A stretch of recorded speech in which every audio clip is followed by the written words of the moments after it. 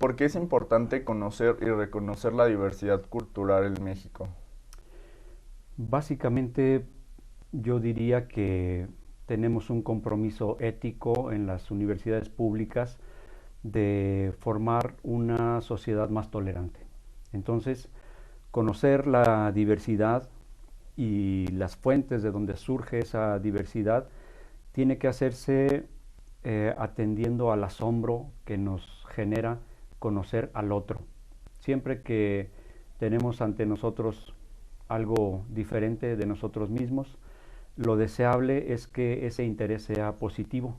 En esa medida se motivará, nos motivaremos a investigar, a conocer, a construir puentes que nos acerquen a los demás. Entonces, en los estudios históricos, en los estudios arqueológicos, antropológicos y de toda índole y de todas las disciplinas, creo que se tienden puentes para construir una mejor sociedad.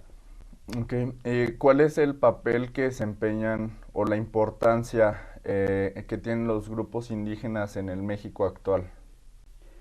Pues como parte de esa diversidad, todos tienen algo que aportar en términos de la convivencia, de la mejor convivencia, de la convivencia democrática. Creo que los grupos indígenas, por ejemplo, zapatistas en Chiapas, nos están enseñando, nos están mostrando que es posible vivir de otra manera, siendo críticos del poder, volviendo a las raíces solidarias de la organización social. Ellos en primer lugar confían uno en el otro, se apoyan uno al otro y observan con mucho escepticismo la lógica del poder, las ambiciones del poder, el abuso del poder, la fuerza física. Entonces, ellos nos están dando una gran lección de democracia y como ellos, otros grupos indígenas, sobre todo los que viven en áreas rurales, en donde es más factible conservar las tradiciones, la memoria histórica por la vía oral. Todas esas son lecciones que si las leemos adecuadamente nos pueden enriquecer mucho. El problema es que con frecuencia no sabemos entender esas lecciones y esa es la misión, en parte, la misión de la universidad pública. Enseñarnos a todos a leer adecuadamente esas lecciones que los pueblos tradicionales, los pueblos originarios nos están enviando día con día. Muy bien. ¿Cuál es su opinión sobre los grupos indígenas aquí en Guanajuato? Me parece que en momentos de crisis, cuando de alguna manera se sienten amenazados, la conciencia resurge y resurgen los motivos para manifestarse, para manifestar sus necesidades. Son condiciones críticas, pero por otro lado óptimas para que resurja la identidad, todo aquello que los une, que los hace solidarios y que los hace participar, que los hace ser más visibles, porque desde la lógica del poder pareciera que son invisibles. Con frecuencia se atropellan sus derechos, se les ignora, se les menosprecia, se les discrimina, pero en realidad cuando desde la lógica académica nosotros observamos y nos acercamos a los grupos indígenas, hay una retroalimentación. No es que nosotros nos acerquemos a estudiarlos a ellos, sino que hay una, digamos, una especie de compenetración. Tanto nos enriquecen ellos a nosotros como nosotros a ellos. El problema es que estamos hablando de una lógica diferente cuando hablamos del poder. El poder es el que tradicionalmente los ha puesto en condiciones de desventaja, de subordinación y a veces en riesgo de hacerlos desaparecer. Muy bien. ¿Usted ha trabajado con estos grupos indígenas? No como tales. He trabajado con gente indígena, por ejemplo, en mi trabajo arqueológico en el proyecto Cañada de la Virgen, como arqueólogo invitado de campo, pues prácticamente la fuerza de trabajo era de gente de las comunidades, algunas de las cuales son comunidades indígenas. De alguna manera, y desde mi perspectiva arqueológica, antropológica, he conocido sus problemas y casi siempre tienen que ver con la marginalidad en la que el poder los ha situado, los ha ubicado y la falta de fuerzas de conciencia y de capacidad de organización que ellos tienen todavía hoy. En otras regiones del país, los grupos indígenas están más consolidados, más conscientes de sí mismos, de su valor cultural, de su memoria histórica. En Guanajuato creo que hay mucho trabajo por hacer, en primer lugar por parte de ellos, pero también de nosotros. Ok. ¿Qué acciones debe tomar la sociedad para cambiar la relación que tienen con los grupos indígenas y el reconocimiento que se le da a los mismos? Primero, trabajar muy fuerte sobre uno mismo, considerando que existen muchas propuestas que desde las comunidades indígenas se han hecho a los legisladores y no se han aprobado por diversos motivos, principalmente políticos de tipo partidista. Si nosotros fuéramos como sociedad más conscientes de esta problemática y de los planteamientos que los grupos, no solamente los zapatistas, sino los propios grupos indígenas en el estado de Guanajuato, que por ejemplo se ven amenazados de diferentes maneras por la construcción de una autopista como una decisión vertical autoritaria que ellos consideran que atenta contra sus intereses, sus raíces históricas. Si nosotros eh, pudiéramos ser más sensibles respecto de esta necesidad de defender su patrimonio, quizás la sociedad podría encontrar ahí un buen motivo para mostrar lo mejor de sí, la solidaridad. Pero por desgracia hay una apatía generalizada, son muy contadas las personas y las organizaciones que han atendido estos reclamos muy legítimos de los grupos indígenas, principalmente otomís, en el estado de Guanajuato, particularmente a lo largo del trazo de esta autopista, que es como una amenaza, pende como una espada de Damocles sobre estos pueblos indígenas. Creo que la sociedad debe involucrarse más con las causas de la gente que está en condición de subordinación, que en este caso son verdaderas víctimas. Nos hace falta ser más sensibles ante esas situaciones, porque no son otras personas, somos nosotros mismos, es nuestra misma sociedad.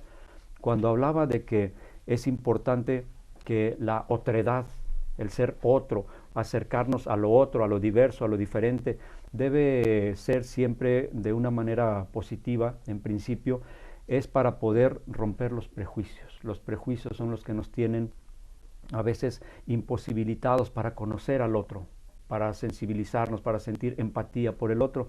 Entonces creo que tenemos mucho que hacer como sociedad. En primer lugar, entender que son otros en cierto sentido, en el sentido de que son fuente de esa diversidad cultural que tenemos en el estado de Guanajuato, pero por otro lado, no debemos dudar ni por un momento que son nuestros hermanos. Claro. ¿Cuál es el papel que debe tomar el Estado y los gobiernos en relación con estos grupos indígenas? En primer lugar, debe escucharlos, porque hasta ahora creo que ese ha sido el problema mayor, el punto de partida de muchos otros problemas, de una problemática muy compleja, que el poder se ha vuelto, y lo ha sido desde siempre, sordo a los reclamos de los grupos subordinados. Y en este caso, los grupos indígenas en Guanajuato son definitivamente subordinados. Por lo general viven en condiciones de pobreza.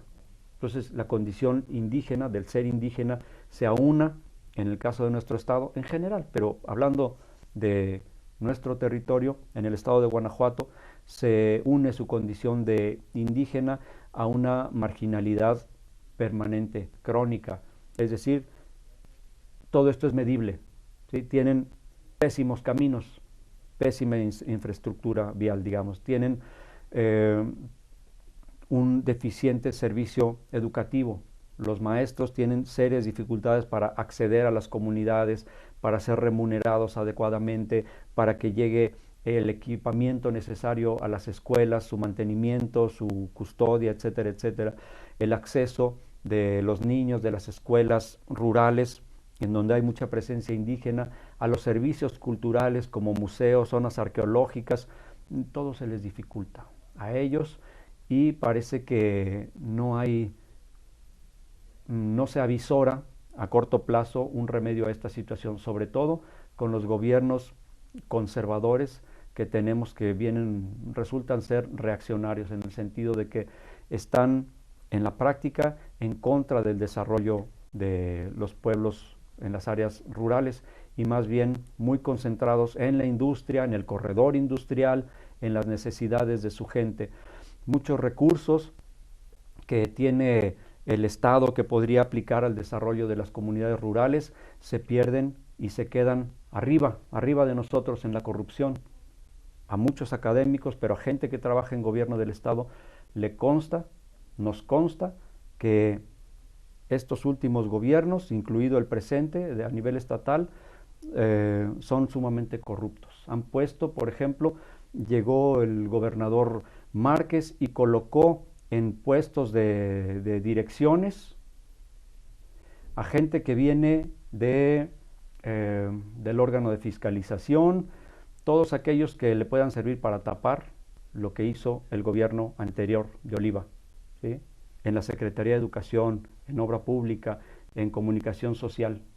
Hay evidencia, es cuestión de buscarla donde debe ser, que haya verdadero interés, y se puede observar cómo no hay voluntad para solucionar esta problemática de los grupos indígenas y de los grupos marginados, rurales y urbanos en nuestro estado. ¿Sí? Recursos los hay, pero se quedan en esa nube de corrupción que es como una bruma permanente en el estado de Guanajuato. Muy bien. Y para finalizar, quisiera agregar algo más sobre los grupos indígenas que no le hayamos preguntado. Bueno, sí, a mí me interesa mucho, como arqueólogo que soy de la Universidad de Guanajuato, en el Departamento de Historia, el rescate del patrimonio arqueológico. Las zonas arqueológicas abiertas al público hoy en día, Cañada de la Virgen, El Cóporo, Plazuelas y también Peralta, son apenas una pequeña muestra de toda la riqueza cultural que tenemos, particularmente la riqueza arqueológica, pero hace falta que la sociedad se acerque a ellas y acercarlas a la sociedad de la mayor cantidad de maneras que sea posible. Hay que tener imaginación para esto y hay que tener voluntad y capacidad de gestión para que esto suceda.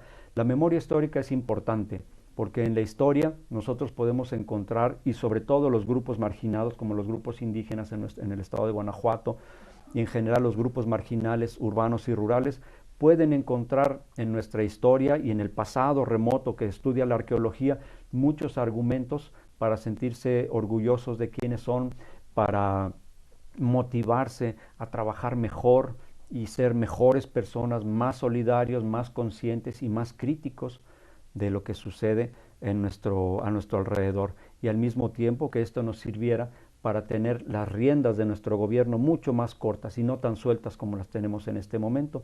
Entonces yo pienso que los grupos indígenas, por un lado, y el trabajo de nosotros, los arqueólogos y los historiadores, por otro lado, está muy estrechamente, muy orgánicamente relacionado. Y creo que esto es especialmente cierto en una universidad pública. Por eso, últimamente, la Universidad de Guanajuato ha estado apoyando proyectos, el mío es uno de ellos, de rescate del patrimonio arqueológico. Hay muchas colecciones de cerámica arqueológica de Chupícuaro, de eso se trató mi ponencia hace unos minutos.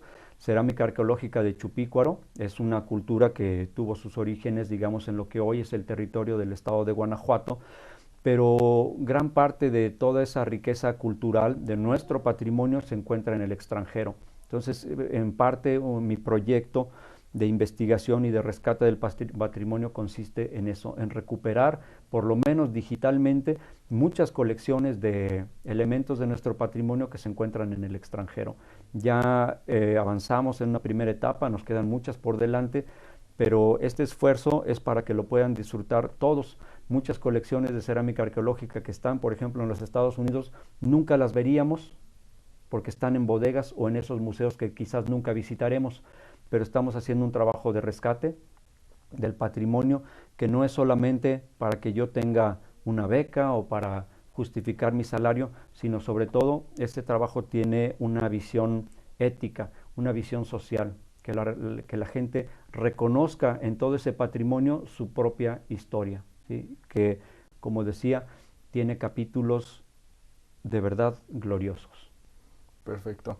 Pues agradecemos mucho su presencia por el tiempo que nos proporciona Fue un y placer. toda la información. Muchísimas gracias. Muchas gracias a ustedes, mucho gusto.